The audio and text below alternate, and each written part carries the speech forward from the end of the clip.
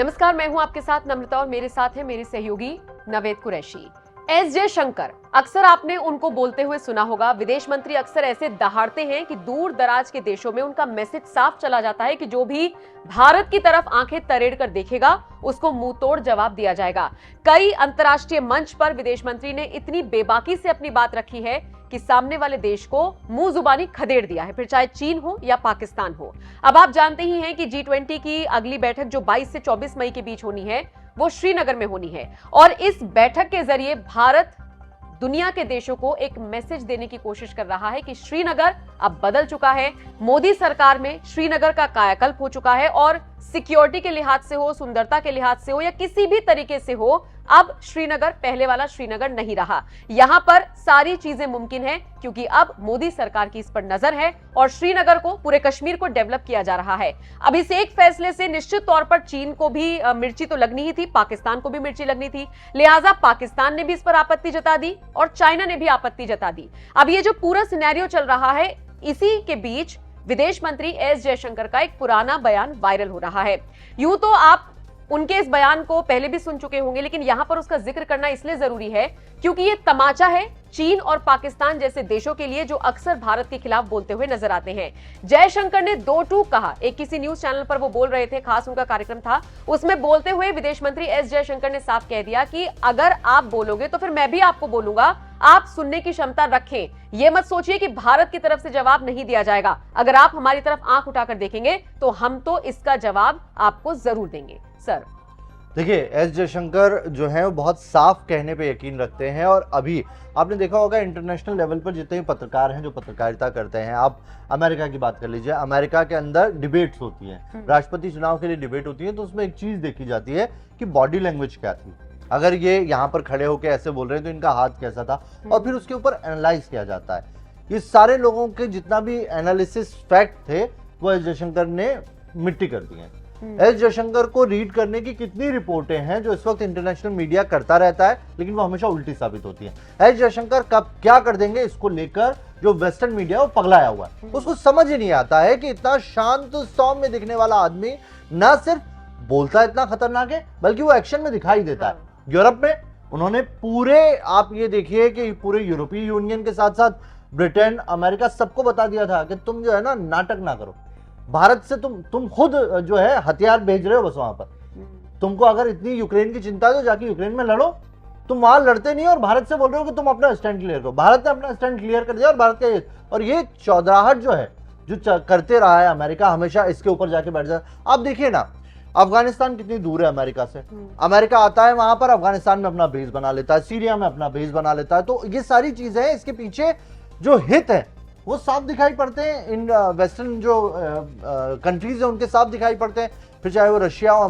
तो भारत ने अपना स्टैंड क्लियर किया और एस जयशंकर को जो बॉडी रीड करने वाले लोग हैं वो बहुत इससे परेशान है कि ये आखिर बोलते कैसे हैं और जो करते हैं वो दिखाई देता है। देखिए, 4 महीने वाला वो वीडियो इसलिए भी वायरल हो रहा है क्योंकि आज जो हुआ है उसकी पटकथा उन्होंने 4 महीने पहले ही लिख दी थी। उन्होंने कह दिया था कि मैं आज ही डिसाइड करके बैठा हूं कि आज मैं, कल को अगर तुम कहोगे तो उसकी भाषा में हम जवाब देंगे। अरुणाचल प्रदेश जिसको लेकर चीन बार बार सवाल खड़े करता है, हमने G20 की मीटिंग वहां पर करा दी, कितने 11 देश वहां पर शामिल हुए, सारे 11 देशों ने वहां पर देखा अरुणाचल प्रदेश कैसा है, उन लोगों ने वहां पर फोटो खिंचाए, वो फोटो इंटरनेशनल प्लेटफॉर्म्स पर गए, उनके देशों में गए, एक साक्ष्य तो वो हमने दे दिया, वहां पर किस तरह के लोग हैं, उन लोगों का जनजीवन कैसा है वो साक्ष्य दे दिया, उनके साथ जो मीडिया आई थी उनको खुला छोड़ दिया कि जाइए अरुणाचल में कीजिए रिकॉर्ड, जो यहाँ के कल्चर है उसको बताइए दुनिया को। तो आप देखिए किस तरीके का दिमागी गेम खेलते हैं जयशंकर, और अब सेम यही काम वो सितंबर में करने जा रहे हैं श्रीनगर में। यानी कि अब पहले चाइना को निपटाया, अब पाकिस्तान को निपटाएंगे, और इससे ना सिर्फ पाकिस्तान बल्कि OIC के UN मुस्लिम देश जो बार बार चाइना को ले या कश्मीर को लेकर सवाल खड़े करते हैं उनके मुंह पर तमाचा है। ये टर्की के मुंह पर तमाचा है जो बार बार UN में जाकर पाकिस्तान का साथ देता है, वो भी तब जब भारत उसके बुरे वक्त में उसके साथ खड़ा हुआ था। तो ऐसे टर्की को जवाब है ये एस जयशंकर का, ये पाकिस्तान को जवाब है, ये चाइना को जवाब है, ये OIC के उन तमाम देशों को जवाब है जो कश्मीर के नाम पर भारत के साथ भारत के ऊपर सवाल खड़े करने का कोशिश करने की सोचते भी हैं। एस जयशंकर उनको जवाब बिल्कुल, और अक्सर वो इस तरीके का जवाब देते हुए नजर आते हैं। निश्चित तौर पर जो उनकी रणनीति है, जो उनकी सोच है, वो बहुत समझदारी से बोलते हैं और सामने वाले को समझा देते हैं उसी की भाषा में कि भारत का रुख क्या है। आप किसी भी मुद्दे पर देख लीजिए, विदेश मंत्री का कोई भी बयान सामने आता है वो दो टूक होता है, कोई इफ एंड बट उसमें नहीं होता। अब ऐसे ही एक बयान के साथ आपको छोड़े जा रही हैं जिसमें विदेश मंत्री इन दुश्मन देशों को कह लीजिए या फिर चिढ़ने वाले देशों को करारा जवाब दे रही हैं। आप विदेश मंत्री की इस सोच पर, उनके इस बयान पर क्या राय रखते हैं, कमेंट करके जरूर बताइएगा। Diplomatically, we have been very clear. We have been very clear with the Chinese that we will not tolerate, we will not countenance attempts to unilaterally change the line of actual control. So long as they continue to seek to do that, and if they have built up forces which in our minds constitute a serious concern in the border areas, then our relationship is not normal. Diplomatically, we have been very clear. We have been very clear with the Chinese that we will not tolerate, we will not countenance attempts to unilaterally change the line of actual control, and that so long as they continue to seek to do that, and if they have built up forces which in our minds constitute a serious concern in the border areas, then our relationship is not normal. And the abnormality of that has been in evidence in the last few years. Meanwhile, the military commanders continue to engage each other, and I think given the sensitivity of that matter, it is something which is left to the military commanders to deal with, and I think the House should be understanding of the national sensitivity of such a delicate. Has a fundamental issue which we cannot and we must not avoid. And that issue is that of terrorism. Just as, a country has to fix its economic issues, a country has to fix its political issues too. No country is ever going to come out of a difficult situation and become a prosperous power if its basic industry is terrorism.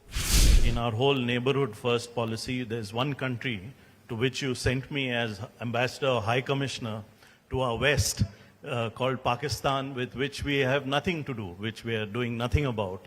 So, at this point of time when Pakistan is going through some economic difficulties, do you think this is a point when there can be some kind of rapprochement between India and Pakistan? Obviously, it's in nobody's interest that any country, least of all a neighboring country, get into severe economic difficulties. Nobody sensible, nobody mature would even nurse that thought. But it's an equal fact that when any country gets into a serious economic problem, that country has to make policy choices and governance decisions to get themselves out of it. Another country, neighbor or non-neighbor or another institution, others cannot solve a problem if you're not prepared to solve it yourself. So let's be clear on the first point, which is that the solution, this is not a Pakistan point, it's a generic global point. Any country in deep economic difficulties has to come out of it through, what the world can do is to provide options and support systems. But the bottom line has to be done by that country, and often it will require very tough choices. Now, I want all of us to remember, we went through this 30 years ago. So it's not something which happens to other people. It also happened to us. It happened to us not once. It happened to us maybe not with the same severity at various other points of time in our modern history as well. But having said that, the reality of this particular relationship is that it has a fundamental issue which we cannot and we must not avoid. And that issue is that of terrorism. Because the moment you start doing these walkarounds, that, let's find a joint statement which will which will get us agreed language. Let us reach out at this point and see where this goes. That's been the talk of the last 75 years. And look where it got us. So I think we need clarity that, and we mustn't be in denial of what are very fundamental problems in that relationship. And just as, a country has to fix its economic issues, a country has to fix its political issues too. A country has to fix its social issues. No country is ever going to come out of a difficult situation and become a prosperous power if its basic industry is terrorism. So among the changes which need to be made are also changes pertaining to all of that. So I think that remains a very major problem. I also think, as someone in politics, if I were to look at any big decision I'm making, I would also look at what is the public sentiment. I would have a pulse. What do my people feel about it? And I think you know the answer.